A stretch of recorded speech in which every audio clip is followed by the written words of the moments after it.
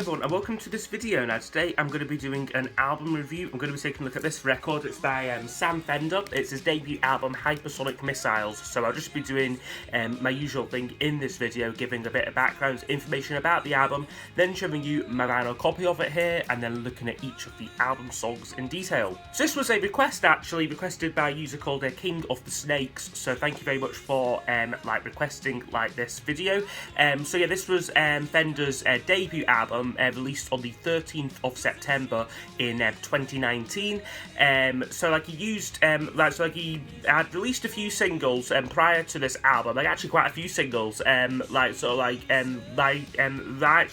2017, 2018, and then was signed by his label Polydor, and he used his advance from Polydor to build a studio in his hometown of North Shields, rather than sort of spend that money to hire a more professional setup. He used his advance to create his own working space, and works with his longtime friend Bramble Bronte as producer. So as I said, it took quite a while to pull this album together. So he released his debut single back in 2017, and then a slew of non-album single songs which even I wasn't familiar with, even being a semi-big fan of Sam Fender. A lot of singles never seen the light of day on this debut album. Consequently though, a couple of the tracks on this album do date back a number of years, but I think it still somehow manages to sound very cohesive, and he almost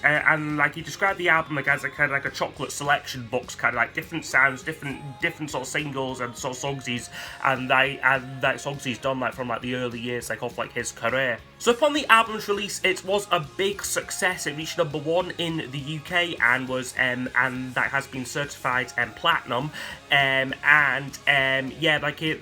Critically, it received widespread acclaim, as a kind of pure an honest work. But even at that time, even the time it came out, Fender himself wasn't 100% sold on the album. He says that he says, I'm quoting, I think there was a lot of looking out and pointing at things on it, being a bit aggressive, and he said that his next album would be a lot grander, which I guess it certainly was. 17 Going Under, released I think either last year or maybe 2021, was an incredible album, a really, really, really great piece of work, and I think a definite step up from this album. So I wish I'd show you my vinyl copy of it here. So there's a hype sticker there. It says that it was a Brit nominated album as well, or Brit winner in fact, which I forgot to mention. And then you got the cover here. You've got a gatefold which looks like so. And then inside you've got a lyric sheet here, rather plain lyric sheet though, and then just the record looks like that. So yeah, that's the vinyl record looked at. Okay, so I'll now go over each of the album songs in detail. I'll score each track out of 10, and then use those scores to give us a overall percentage marking for the album.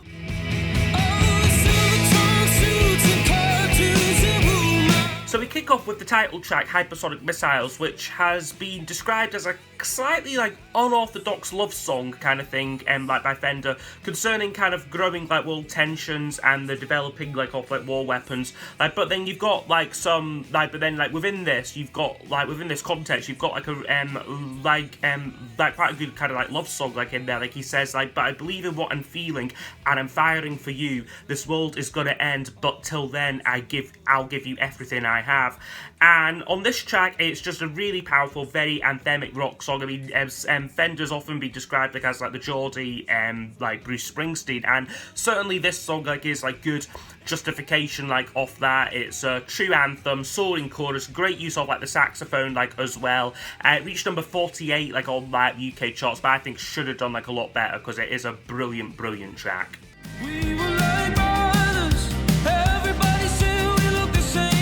Next up is The Borders. Now this keeps up like the momentum like on the album. This is a great second track, which is quite personal like to Fender. Like it tells the story like of like domestic violence and kind of like difficulties growing up, and I think kind of concerning a bit about like the guilt that he feels like kind of like having success and like being able to move away like from like North Shields, and sort of like not having to live like in and like not having to live like sort of like a poor life like unlike some of like his peers, like you weren't like as like fortunate like as he was. And he said that this is one of his like favourite songs like he's ever wrote. I think it's got a great propulsive beat to it. You've got a very clean and kind of crisp like production on there, and again some great saxophone work and like yeah, just really good literate songwriting. So for me, a great track there, The Borders. I think this was something like the 3rd or 4th single, reached number 59 like on like the UK charts, like just for like reference there. But a great track though, and another 10 out of 10 from me. Wanna be anybody but me. Okay, next track up is White Privilege. Now this one is a bit of a grower for me. I think at first I didn't really like the song, but it's certainly grown on me a lot more now, but I would still give it a 7 out of 10. It's basically a song kind of like concerning race and how that he's kind of recognising that being a kind of like a white male like with like a guitar has meant that he's not faced kind of like the same barriers like in like the music industry like as like other artists, and kind of talks about like his like disillusionment like with like modern or like 2019 like politics. He says like, my generation was duped, the youth were left out the loop, lies on both sides of the fence left me completely bereft. And also like addresses like his like working class roots. He says like, nobody talks to each other for fear of different opinions, they call the bigots dumb for buying into fear from the papers, smug liberal arrogance, he sings like on it like as well. So it's quite a scathing song, but very effective though I think, and but very simple as well, you know, very much the focus on this like is like the lyrics. But it's not one for me I would play like outside like of the album, but it's certainly not one anymore that I would skip like maybe like on like I maybe like used to.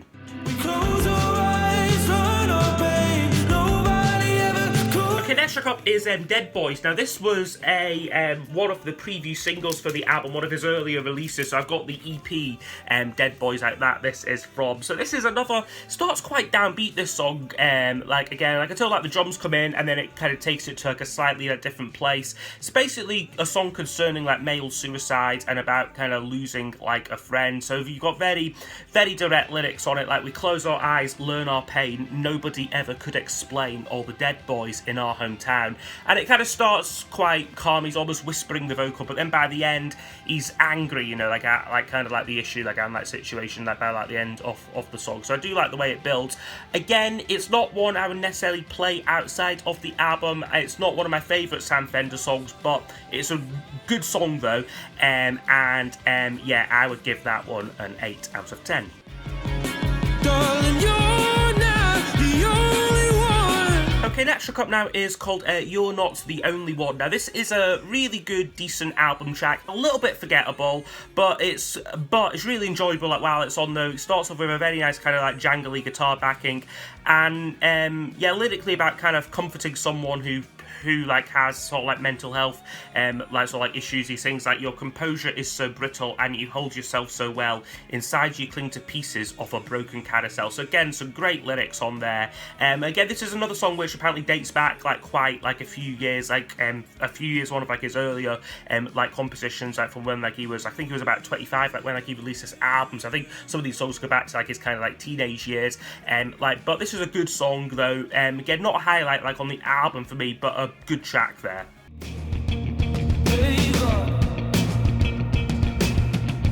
Okay, next up, which I think closes off side one, is Play God. Now, I must say this is my least favourite like on the album, and this was his debut single as well, released way back in 2017. And I just, for some reason, I just don't connect with this song at all. Lyrically, it's about kind of like surveillance and like sort of like being like spied on and kind of like that sort of thing. So he says like, no matter where you are or where you have been, he is watching from a screen, keeps a keen eye on the in-between, from the people to the queen. It just, for me, feels quite a plausible plodding song, this one here, lacks a real sort of catchy melody, or the energy even, like, off like the other tracks, like, on the album. And like I said, this was his debut single, released like all the way back, like in early 2017, so it seems a little bit odd, like 2.5 years later to be putting this like on like his album, like but leaving out like some like other like slightly more recent tracks like that he had like released like prior like to this. Reached number 89 like on like the UK charts, but yeah, it's not a great song for me, and yeah, I would give it a 6 out of 10 overall.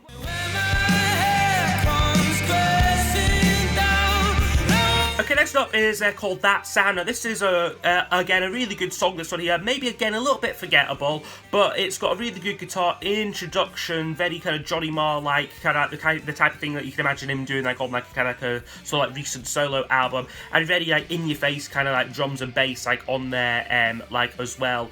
Lyrically, it's a kind of celebration of music and like all that is kind of given to him, and like sort of like how he and like how it's kind of like, yeah, like got him onto like the right path like in like life sort of thing. So it's a good song lyrically, but again maybe musically a little bit like on like the forgettable side. But when it's on, I do really enjoy it, and it's a big step up from the last track. So yeah, for me, That Sound will get an 8 out of 10.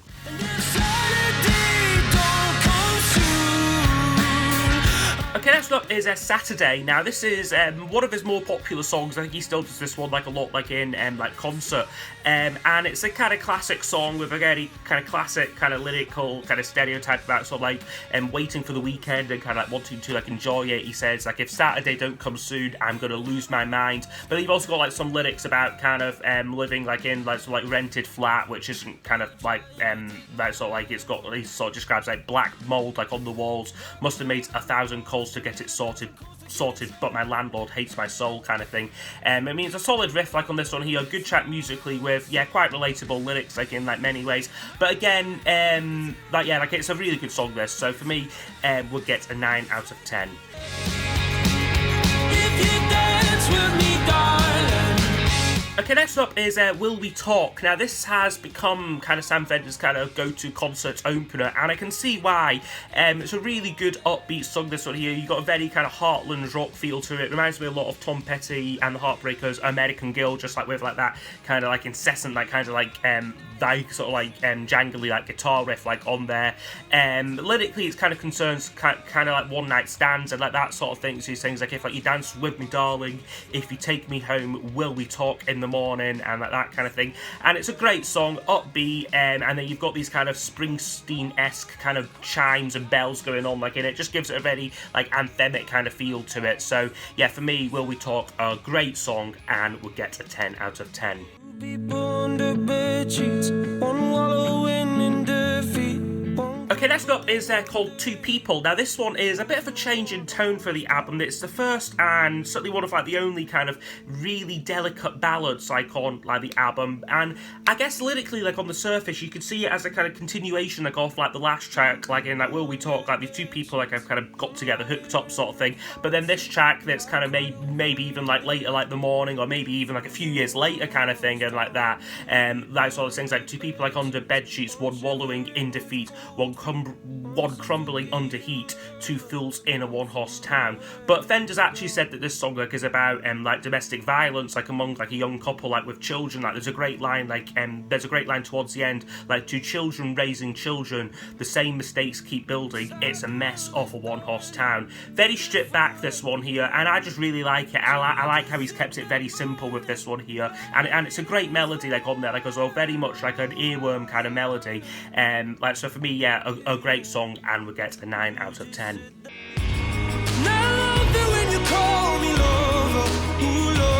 Okay, next up is Call Me Lover. Now, this one is a little bit more of a kind of generic pop song, like I would say. And Fender said that he was kind of forced like in like a way to put this one like on the album, like at like the request like off like his record label. They wanted a more like accessible song like for it, but like he wrote this song many like years like prior, essentially about like an older essentially about like an affair he had like with like an older woman like when like he was aged like 19. So again, you've got some very good sort of narrative like lyrics on it. Like I I tell when the lies are changing, you're spreading it all too thin. She gives me those eyes when her man's in plain sight, or am I just mistaken? So it's a good lyric, but I just think just production wise, it's very bland, very 2019 kind of pop arrangement. You've got this kind of like sort of like this kind of like in the chorus, you've got this kind of choir thing going on, and it just sounds a bit boring, like for me personally. So yeah, we'll get a 7 out of 10. And like I said, it's a little bit confused why it's on the album, because they didn't even end up choosing this like as one of like the singles. So yeah, like Call Me Lover, yeah, we'll get a 7 out of 10.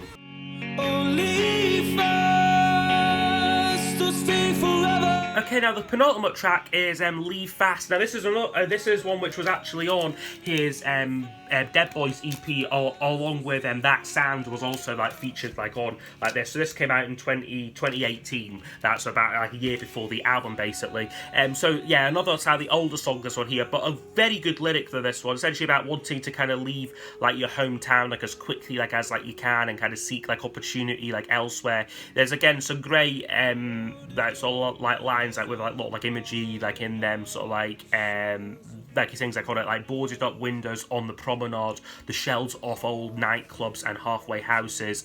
And musically again, it is quite stripped back, in a kind of similar vein to sort of like Two People, but whereas that has a kind of like a romantic kind of sort of charm to it, this one here is just very bleak, this one here. But I think that certainly fits like the lyrical content like off like the song.